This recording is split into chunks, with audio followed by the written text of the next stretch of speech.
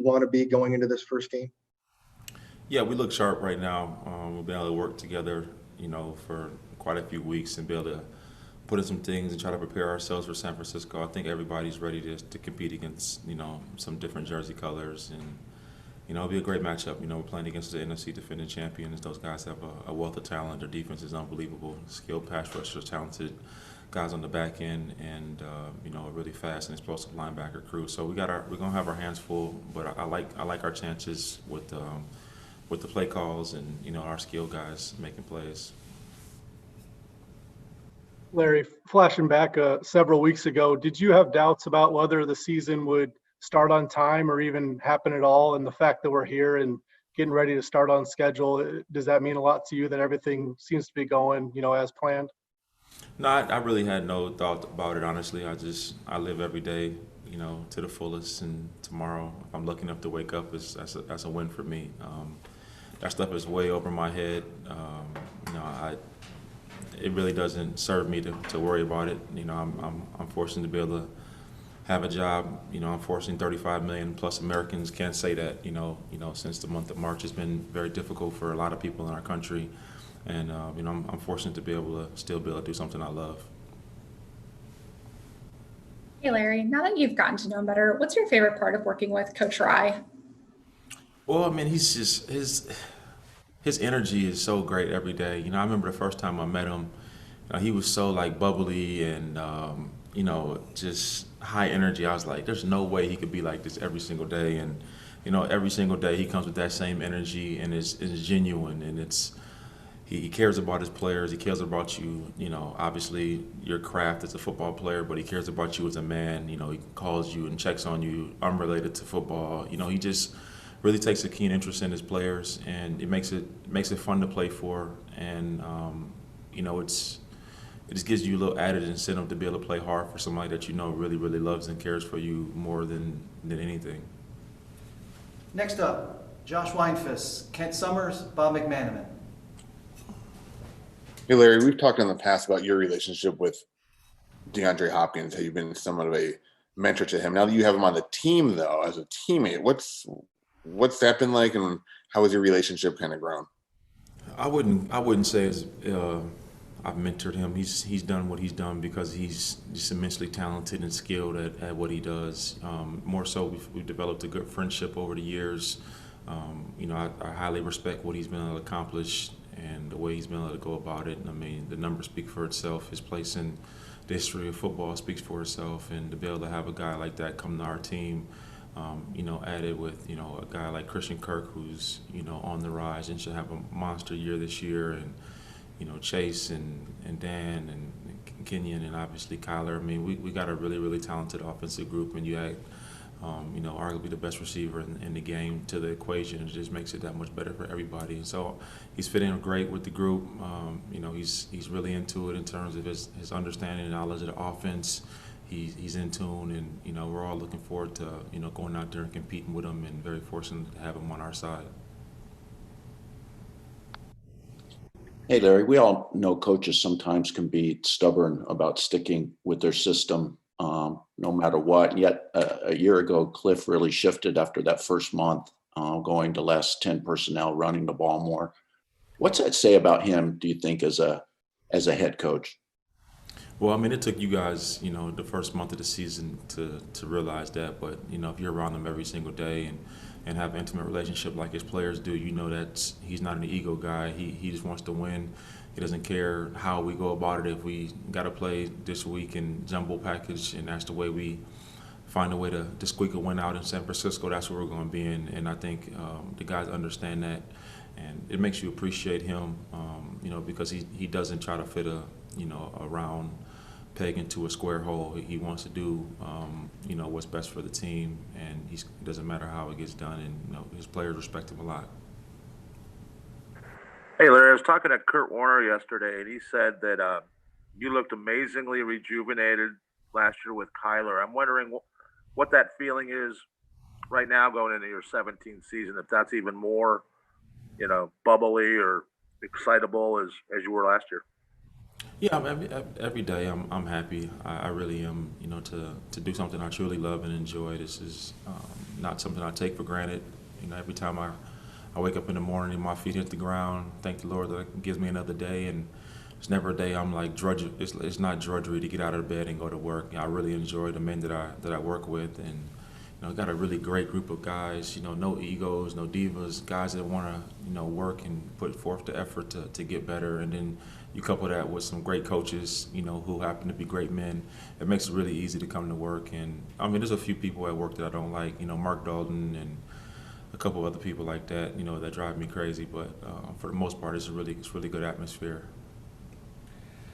Interesting. Next up, Tressa Tudrick, Colin Harmon, Omar Ruiz. Hi, Larry. Good morning. Thank you for your time. Kind of touching on that question a little bit. A lot of the guys have said that the chemistry in particular hasn't lacked, even though things started out on Zoom. How would you say the chemistry is and just the personalities a little bit more on this roster this year? I think they're great. I mean, you got to really tip your hat to Steve Keim. Also, I mean, it's difficult to go out and get not only the best players you possibly can get, but also have the right fit of men.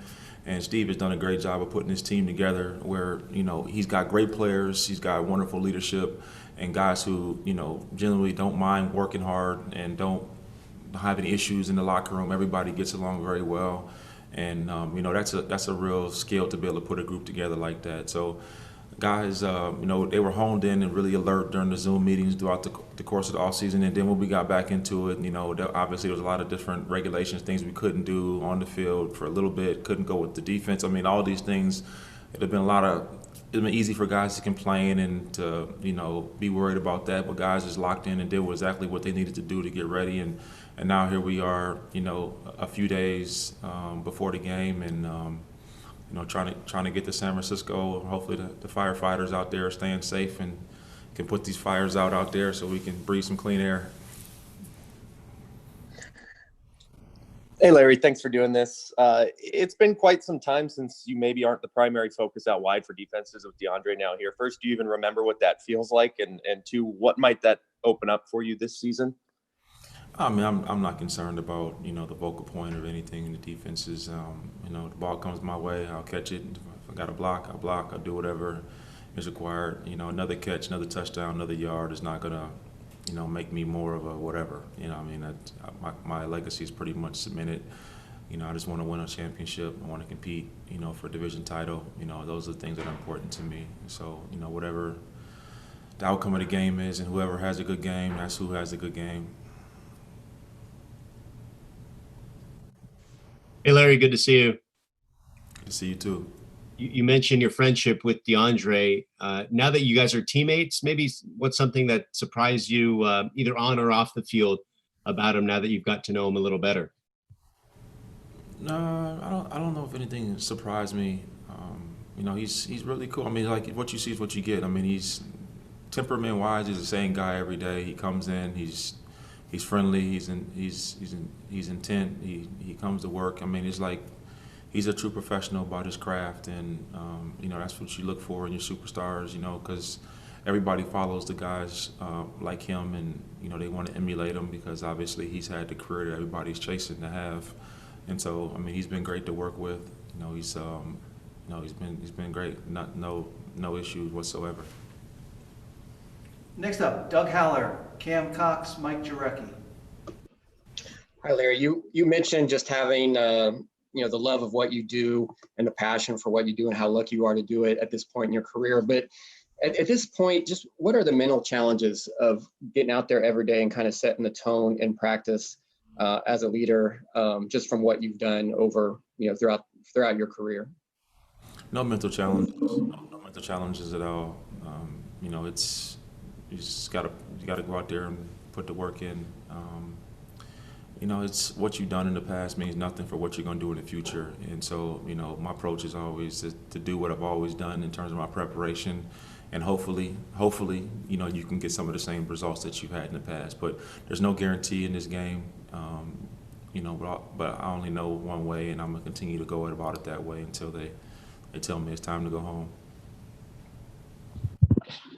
Hey, Larry, good morning.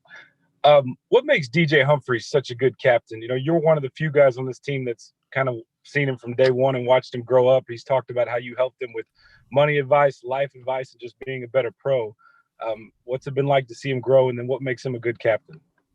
Well, DJ's one of those guys when he first got here in, what was it, 2014. I mean, he was one of those guys that just constantly asked questions, right? He wanted to understand. He wanted to gather as much knowledge about life, about finances, about football, about everything that could help him become a better, well-rounded man. You know, fatherhood, getting in a relationship, all of these things. He always asked questions about, and to see, you know, him kind of come as a young, you know, 22-year-old rookie who didn't initially, you know, contribute, and I was really hard on him. I always, you know, messed around with him, like, man, you're a first-round pick and you're not even playing. Like, that's embarrassing. You know, I would be hard on him, and you know, to see him now just, you know, be able to secure, you know, a great contract for himself, and you know, be able to play at a very high level and now be named the team captain. It makes you proud as a friend to see something come full circle for him. And you know, DJ's only touched the tip of, you know, you only see the tip of the iceberg with him. He's a guy who can be a Pro Bowl, you know, left tackle in the National Football for a very long time because he pushed the work in. And I'm just looking forward to going out there and see him, you know, go to work this week. He's got a great challenge against a really defensive front, and you know, I'm happy for him, and I hope he continues to keep, you know, taking the same trajectory. Larry, you've been on a lot of good teams and some lean teams, but what makes this team different going into this season? Mike, you gonna come back in the office anytime? Are you going to give me permission? That's way above my pay grade. Man, you don't feel bad just sitting at the house all day and not, you know, coming and hanging out with us? Hey, I stay in my lane, Larry. Okay. What was the question again? Just about, you've been on good teams, bad teams. What makes this team different? You know, obviously better personnel, it seems like, coaching, stability. What are your thoughts on this team? Well, I feel like it's still a little early to answer that question. Like, we haven't been hit in the mouth yet. And, you know, we haven't faced any adversity at all. I mean, on Sunday we'll face our first bit of adversity. I mean, they're gonna make plays. They're gonna knock passes down. They're gonna do stuff. They're a really daggone good football team, and we're gonna find out a lot about our resolve and you know, our fight, and you know, what we're really made of this Sunday, playing against an elite team that's, you know, pretty much doing what we are trying to do, you know, get to the Super Bowl like they did last year. So I learned a lot more this weekend. We'll finish up with Final Four. Jim Omohundro, Catherine Fitzgerald, Bob McManaman, Howard Balzer. Speed round. Hey, Larry, a couple questions here. You've spoken highly about Christian Kirk in the past. How did he look in camp, and what do you think he, you know, has in store for himself in 2020? And also, what do you think about the goggles of DeAndre Hopkins? Well, the only thing that's held Christian back, I mean, Christian could have had 1,000 yards his rookie year, and he was well on his way last year. You know, the only thing that's really held him back is, you know, a few nicks along the way. But you know, he's put that behind him. He's had a fantastic camp. You know, he's a great teammate. You know, anybody that's around Christian and knows him, you know, the kind of character that he has and what he stands for, his work ethic. You know, he should make every single person from the state of Arizona proud. And you know, I'm looking forward to seeing him go out there and showcase all the hard work that he's put forth over this offseason, because he looks great. He's running fabulous. He's making contested catches. He's doing everything you could ask him to do, and I'm really happy where he's at. Yeah, and DeAndre, his goggles. I mean, he says he needs them to see whatever we got to do so he can get his 100 catches and 15 touchdowns and get us to the Super Bowl. We need to get the glasses or goggles, whatever we need to do. You know, that's what we got to get him right with. Larry, you obviously know Michael Bidwell so well over the years. Owners have just had so much, I would say, more on their plates this year, kind of grappling head on with how the league is going to address racism, dealing with a global pandemic. He obviously has firsthand experience. Is there anything the last few months that you learned about Michael, or just like that you saw in his handling of everything outside of football? No, nothing new. I mean, I've known him very, very well, him and his family, for, you know, 16 plus years. He hasn't changed one bit.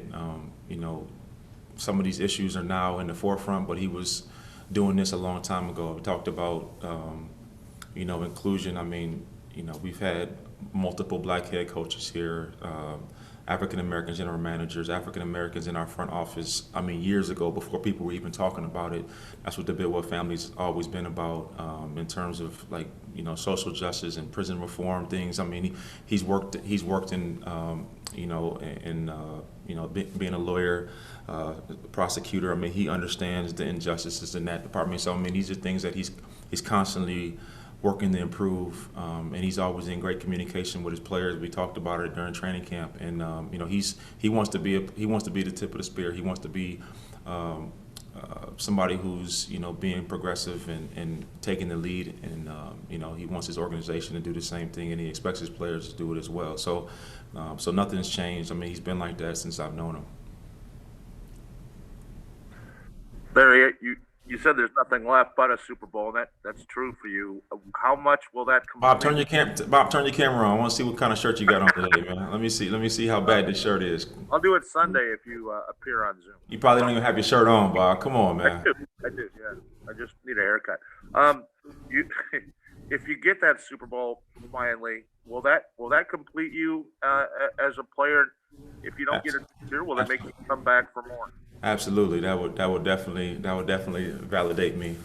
That would definitely validate me for sure. You would see you wouldn't see me around here anymore if that happened. I don't believe you. I'm just telling you, I got some other things up my sleeve, man. I got some big things on the agenda. Hey, Larry, you mentioned your legacy of cemented. I'm not sure you're aware, but you and Jerry Rice are tied for the most receptions ever on opening the NFL. Would it mean something to pass Jerry Rice in some category on Sunday?